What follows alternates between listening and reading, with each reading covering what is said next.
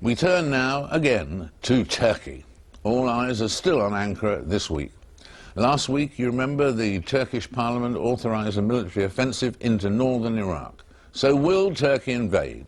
So far, it still seems likely, possible, probable. We'll find out in a minute. 12 more Turkish soldiers were killed this week by the Kurdish rebel group, the PKK, followed by intense raids by the Turkish military on PKK positions.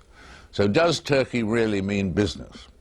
And what does this mean for its relationship with its neighbours and allies?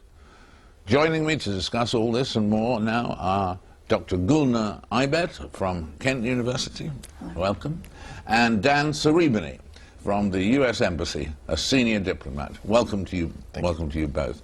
Let's start. Where do you think we are on the crucial question of real military engagement today?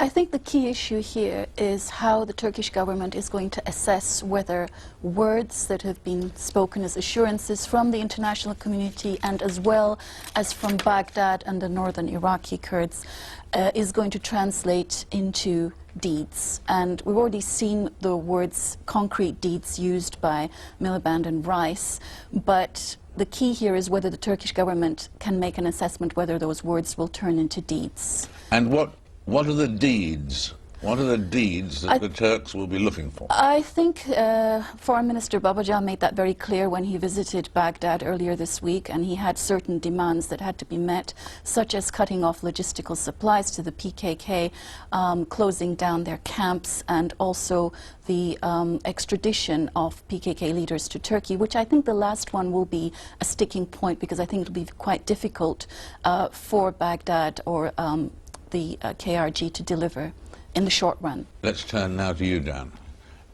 Is your assessment similar to Gulnur's or not? In many ways, the issue to begin with is not the issue of Turkey and Iraq, it's the issue of a terrorist organization, which is what the PKK is, and the terrorist actions they have taken that has resulted in the deaths of many Turks, including the ones you just mentioned this past weekend.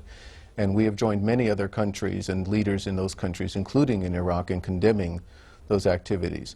The people of Turkey and the government of Turkey have every right to demand that action be taken to stop this terrorist organization. And we are working with the Turkish government and the Iraqi government, as they are now with each other, to find effective ways to do so that don't destabilize the situation in northern Iraq. And we are fully committed to this. And we have seen some positive signs in the past week in response to the terrorist actions of the PKK by both governments and by allies of both governments. And in terms of the PKK, how many PKK from Turkey are now in northern Iraq? I can't say. I've seen different analysis, but it is hard to say. It is a small number. This is not a huge organization, but it is one that has done damage, that has killed both military and innocent civilians, both Turks and foreigners in Turkey over the past decades. It's one that has taken advantage of a very difficult terrain in northern Iraq. And it is one that requires cooperation by Turkey and Iraq, including the regional government in northern Iraq, to take effective action with the support of the United States and other countries. And what is that effective action? It's local military action to arrest or kill these members of the PKK who are in northern Iraq? Well, officials in both countries, both civilian and military, are talking about a variety of steps, and it will take a variety of steps to stop the PKK, including cutting off their financial support, cutting off their logistical support, their ability to move, as well as looking at the places where they operate. And we have seen, you've had the Foreign Minister of Turkey, Ali Babacan, in Iraq recently. We now have the Iraqi Minister of Defense and a delegation, security delegation in Ankara. And of course, in late September, they had an agreement against terrorism. And it is perhaps one reason why the PKK is taking the action now that they did, in hopes of causing trouble and trying to divide the two countries. In fact, it's encouraging the two countries with others to work together more strongly and more quickly, because as Dr. Aybet said, it's going to be very important that action be taken, that the Turkish people feel that action is being taken. Yes. Yes, it is important that they feel that, obviously. Well, it's not just how the obviously public opinion is very important here, but also, I mean, there's a position of the government. Now they have the parliamentary vote. They will feel that they will have to act on that at some point if nothing is met. And also, I mean, there has been this memorandum of understanding, which you mentioned, that was signed with the Baghdad government.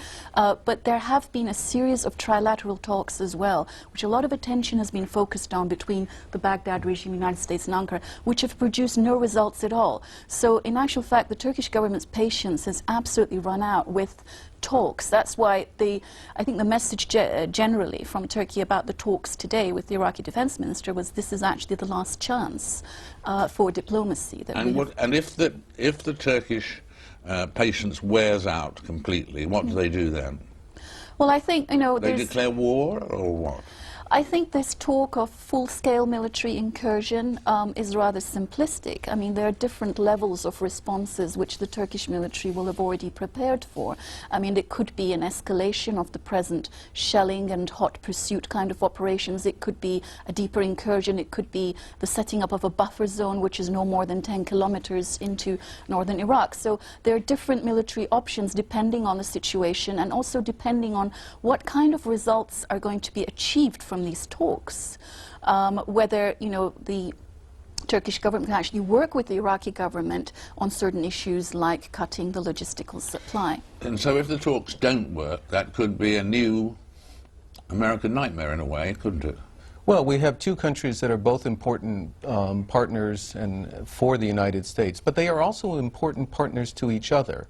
If you look at the relations between Turkey and Iraq, Turkey has been very supportive of the importance of maintaining a unified, peaceful Iraq in the last few years and in the years before that. It has also been important for the economic development and prosperity in northern Iraq, in the Kurdish regional government area. This is a relationship that it benefits both sides, and the PKK and the terrorist action of the PKK and the need to stop it is the only major challenge preventing further progress on this. Thank you both very much indeed for being with us.